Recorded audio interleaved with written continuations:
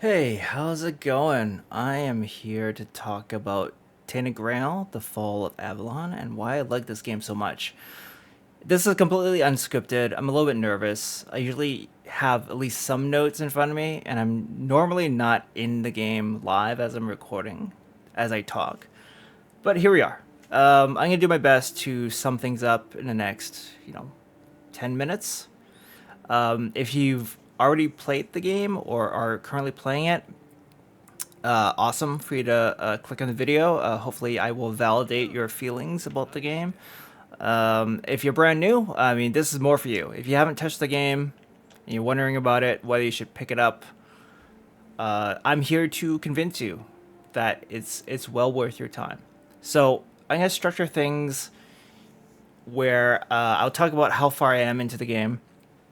I'll talk about just my general impressions of the game systems and why I like them. And then I'll end off talking about like bugs, technical performance, all the stuff I'll talk about from the perspective of like a typical normal gamer. I'm a casual gamer. I do stream a lot, but I'm a pretty casual, older gamer who doesn't have 5 hours each day to pour into the game, although I am playing quite a bit of this game. So let's talk about what the game is and what it isn't. The game is an Elder Scrolls clone. There's no two ways about it. It's very derivative. If you are at all familiar with the Bethesda style of open world game, this is what that is. It's from a smaller studio out of Poland. It's their interpretation of the Bethesda open world RPG, and it's great. I think they've made a lot of cool refinements, and they put their own spin on not only the typical sort of fantasy medieval setting, but they've also taken a lot of lessons from other styles of RPGs, such as say like a Dark Souls game and stuff like that. All right, as you can see here, I am a Magic user. I've been playing the game since launch, so it's been about a week and a half at the time of this recording. I've just got into the second act. There are 3 acts in this game. Each act has its own open world hub. So if I open the map for you here, this is the first region. So this is the first act. It's pretty big, but just by itself, it's not going to be as big as the entire map of Skyrim or of the one for Oblivion, right? So things are a lot more densely packed together. I feel like there's more combat in this game overall. It's a lot more combat focused. And it's fine because the combat mechanics are actually more fleshed out and more in depth. I wonder if I can just get into some trouble to just show you a little bit of the combat here, and I'll kind of maybe just freestyle, ramble on about what else I like about the game. As you can see here, I have these 2 guys following me. I'm sort of like 10% summoner, and the rest I'm more focused on combat magic, like elemental spells, things of that nature. I have dual wield capabilities. If I can just hit the deer, there you go. Let's look for some deadlier prey, shall we? Yeah, I mean, here we go. We have here a very well-armed peasant.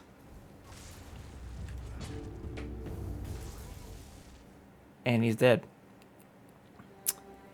Big difference in combat between Tainted Grail and something like Oblivion Remastered. I'm gonna make a lot of references to Oblivion Remastered since that's the last type of this sort of game I've played recently, and it just maybe came out a month before Tainted Grail did. A big difference with the combat is the fact that there's a dodge button.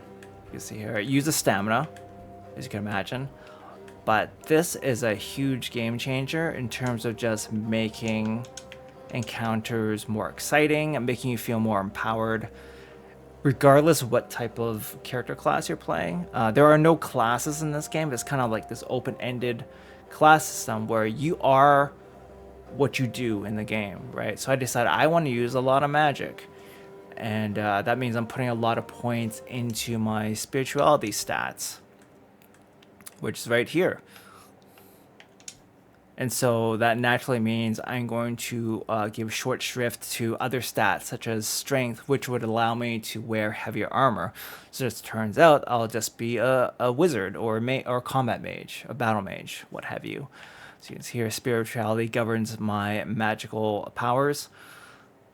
So yeah, dodging. Back to the dodging thing. If you remember, if any of you are familiar with the Witcher series, I remember Witcher 2 came out and there was a lot of rolling involved when it came to combat. If you wanted to avoid damage altogether, you had to roll out of the way. So it was very old school Dark Souls style where it is a roll fest to get out of the way of damage.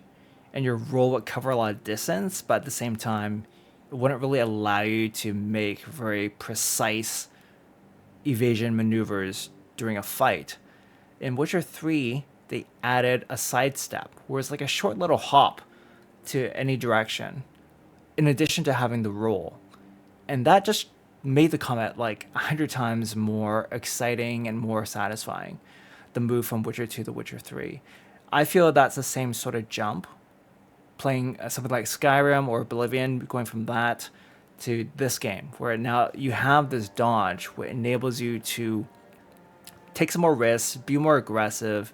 You can still get hit. Don't get me wrong, it's not that you can forever dash away enemies. You still have stamina, you can still get overwhelmed, ganged up on. Ooh, look at that. There's a nice slow-mo fatality sort of camera, like Skyrim had. One thing I should also mention is that you don't simply have spells that you fire off when you have enough mana to use them. You can there's like a light attack and also a heavy attack. So as you can see here, I'm doing a light attack with my right hand, which is the spell is called, what's the spell called? Scorching Pathway. It is sort of like a basic fireball spell. You can see there, light cast has those properties, creates a horizontal burning wave of fire which pierces through all targets. But you have a heavy cast which does more damage. You have to charge it up. This creates a horizontal burning wave of fire which pierces through all targets, increasing in width and damage through longer charging times. So yes, you can hold down your attack to do the heavy cast. And look, you get different properties, you get a greater effect at the cost of being slower and using up more mana, using more of your mana reserves. That is a really cool thing. You may have also noticed, I keep pressing the start button, the pause menu. You may have also noticed that I have spells equipped in weapon loadouts. You get 4 weapon loadouts, which is amazing. They encourage you to experiment and build like a versatile character. Like you can specialize, of course, but within your speciality, you're encouraged to try out different tools. And so they give you 4 weapon slots to swap between them. Swapping in between them is as simple as holding down the, I don't know what menu you call this, like the selection menu, and then just selecting for the radial menu in the center. I'm playing on a controller, as you may have noticed. I think the controller plays fine. It plays really well, actually. I'm playing on PC. I know that's blasphemy for a lot of people out there who associate PC with just mouse and keyboard, but I'm a controller player through and through. And the controller support is very good in this game. I wouldn't worry about that at all. There's also console versions of Tainted Grail, so they've thought of the control schemes for controllers from the very beginning. Did it again. So, as I was saying, this is what happens when I don't write a script. As I was saying, you have 4 loadouts, and then you actually equip spells in your weapon loadouts as if they were items or weapons, right? And I'll show you something neat, is that What if you want to dual wield? You can see that I have my two magic casting hands up in front of me. Is it possible to just have the same spell in each hand? Yes, indeed. You certainly can. I only have doubles of one spell so far. It's the very most basic spell you get in the beginning of the game called Burning Ember. And you can alternate akimbo like this, or dual cast. Fire them together, and you guess it, heavy cast from both hands for maximum power, right? Isn't that cool? My minions are idiots. I will say, as a pure spellcaster, if you're gonna start this game as a pure spellcaster, I would discourage you from going all in as a summoner, at least for now, until they do some major patching work, because the summons, in my opinion, are extremely unsatisfying. Your minions are dumb as bricks. There's a lot of bugs that happen. Such as you see here, where they keep sort of like disappearing or running away out of the scene and just reappearing again. And as you kind of move forward through the world, they will despawn and then respawn, often right in front of you, and block your path. Or they'll just like respawn next to you and push you out of the way. And you're constantly being shoved around by your minions. They're getting in your way. I only have two of them too, and I find they get underfoot quite a lot. The most important thing of all, when you have your summons and you're in combat, they do not attack. They're lollygagging around half the time. And you do have the ability, so I'll show you here. In my left hand, I have the summoning spell for the Master Assassin. I can cast an extra one right now, so I have 3. Once you have your summons out, you can actually do a light cast at a target to direct them to attack something or to move to a spot. They don't move, and look, they go all crazy. If we're lucky, we can find some more. Oh, here we go. We found a villager.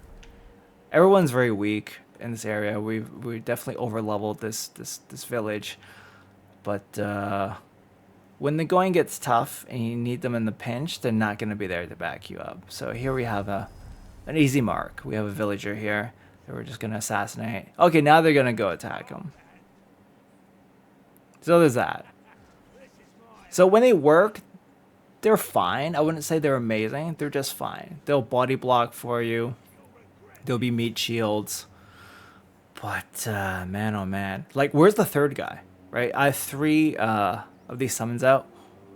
I've only ever seen 2 at a time. Like, where's the third guy? The summoning, oh, there he is. He's just lollygagging, as I said.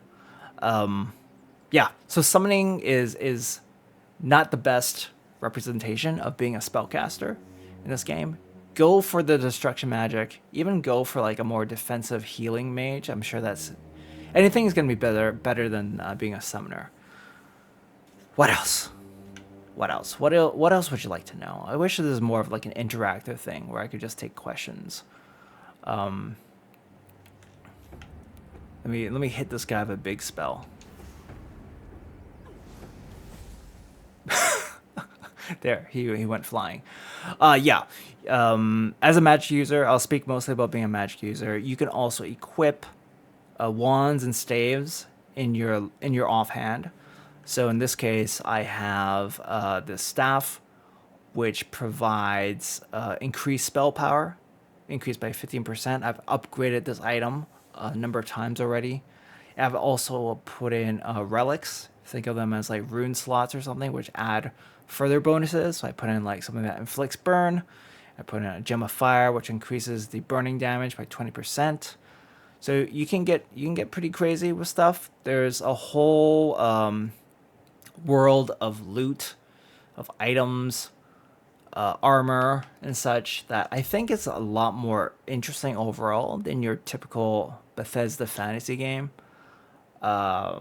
Maybe it's just like recency bias, but I find the way that they do loot and gearing in Tainted Grail much more engaging than in Oblivion, for example.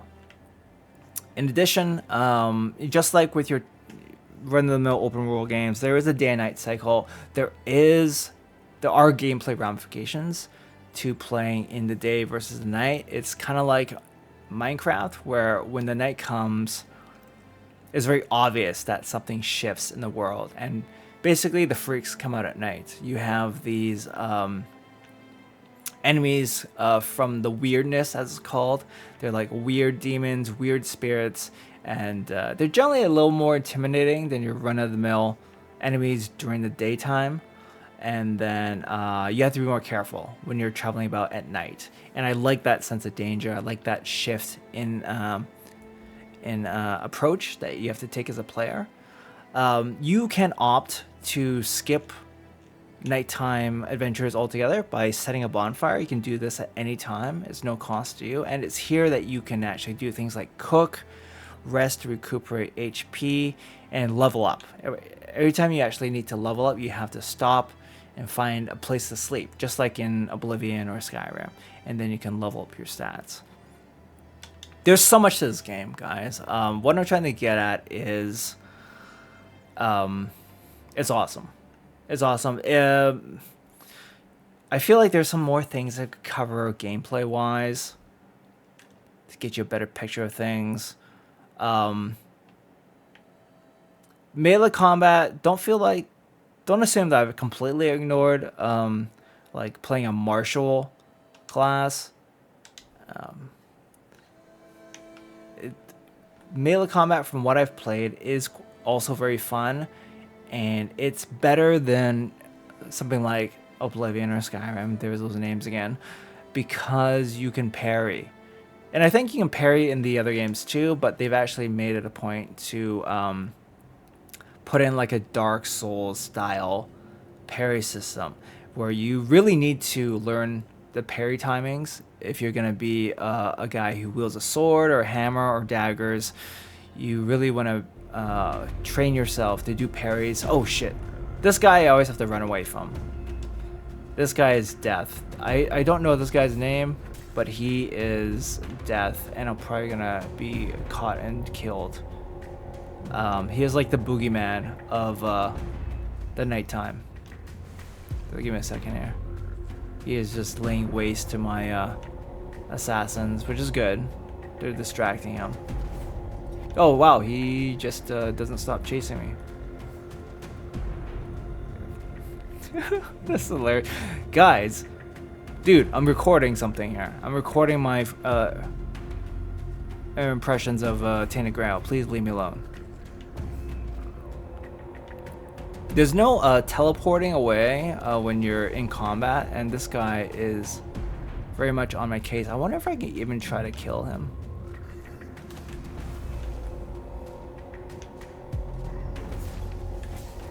Oh shit. Okay, yeah, it's a one-hit shot when he catches you. I haven't really found a way to kill him, or if there is even a way to kill him. That's fine. We can start fresh. I wanted to go back to town anyway. Okay, before I wrap things up, I will talk about two more things. One is like the questing system. Nothing groundbreaking here when it comes to quests. You talk to NPCs, you have quest givers. It's all pretty standard. There's something about the questing and the way the NPCs are written and the dialogue, the conversation you have with the NPCs. It's so very well done. I can't quite put my finger on it. It's just the quality of the writing and the way everything hangs together just makes this propulsive experience that pulls you along, right? You ever have those games where it's like, I just gotta do one more quest, I gotta check out one more dungeon, I gotta check out one more point on the map to see what's there, I gotta level up one more time, and then I'll stop. That's been this game for the last week and a half for me, where it's like I just always feel compelled to keep going, to keep exploring, to keep progressing my character. And I never really had that same feeling, even in the peak times of the best Bethesda games. I really feel like these guys learned their lessons well from the masters of the genre. There's something about the way they do the quests and the dialogue and the NPCs. The NPCs are really cool. The only problem I would say I have with the NPCs is that everyone delivers their lines too slowly. People need to talk a little bit faster because there's a lot of dialogue. There are times when it gets very exposition heavy, like becomes an exposition dump. Some of that stuff is unavoidable, but I often find myself just clicking ahead because I've already read the dialogue and the subtitles. And I'm like, okay, they're gonna take way too long to finish their thought. I'm just gonna skip ahead, skip ahead, skip ahead. The voice acting is excellent though. We don't get into a situation such as with Oblivion and Oblivion Remastered, where it's the same 5 actors providing voices for a huge cast of characters and NPCs. Everyone is uniquely voiced. I know in Oblivion Remastered they've added some new actors, but you get my drift here. Everyone is very fully fleshed out. You feel like you want to learn more about them. Everyone has their own distinct personalities and viewpoints of what's going on in the world around them and towards other characters as well. And it's actually a pleasure to speak to most of the NPCs, even the most insignificant ones. Even the most insignificant NPCs, seemingly, they have a story to tell too, and you end up doing little side quests for them as well, and it's charming. And I think that adds a lot to the flavor of this game. It adds a lot of character to something that could have easily been a generic fantasy open world game number 172, right? I won't talk too much about the story. I'm still trying to piece together the overall story myself. Just know this, it's a very dark take on the Arthurian legends. So think of Camelot, think of King Arthur, think of Merlin. You have all those recognizable characters, but they've really put their own very dark fantasy gothic spin on everything. You can think of like it as King Arthur and the Knights of the Round Table put through a Diablo 2 or Path of Exile filter, right? It's like dark, very dark and gritty and grim. And don't think it's always going to be like this bleak, depressing tone throughout the whole game. There are spots of humor and levity. But for the most part, I think they strike a great balance. And again, like the quests, it's just fun to quest in this game. It's fun to fight things. It's fun being a magic user. I'm somebody who is typically never a magic user. I've typically gone for the sneaky archers or the big burly wield, big giant two-handed bong sticks, right? That's what I usually go for. It's rare that I go for magic users in these style of RPGs. And I immediately gravitated towards using magic because it felt so good to just fire off these bombs. I may have hit. Okay, no, I could have killed the blacksmith. He was there, but they're all asleep. It's very similar to Oblivion, where everyone has their daily schedules that they follow. So everyone's asleep now, which is good. I don't have to accidentally kill somebody while they work. I think that's about all I have to say. Yeah, so I kind of talked about the last two things, questing and the writing together, because they're kind of intertwined, right? One more thing, I guess this is the last thing before I really close it out for real. I know this is getting long. If you're still watching, thank you so much. I will say that the performance, for me anyway, has been decent. This is a game that's made in Unity. Surprise, that's not Unreal Engine 5. Wow, amazing, right? So this game that actually made in Unity, engine that I associate more with indie games and mobile games. But as you can already see, for the little I showed you, I think they've done an excellent job making this scale of expansive open world. It's fantastic. I don't know, for my money, it's probably better than the creation engine that Bethesda uses. Bugs and stability. I haven't had show-stopping bugs.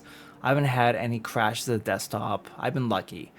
And the performance has been pretty good. I have a like a pretty modern system. This system I have here is about a year old, and when I bought it, it was probably considered a mid-range system. So, a good 6 core processor, 32 gigs of RAM, a 4070 basic 4070 graphics card, and it runs. I have it maxed out, ultra details, everything turned up except for motion blur, and I get about like 100 to 110 FPS.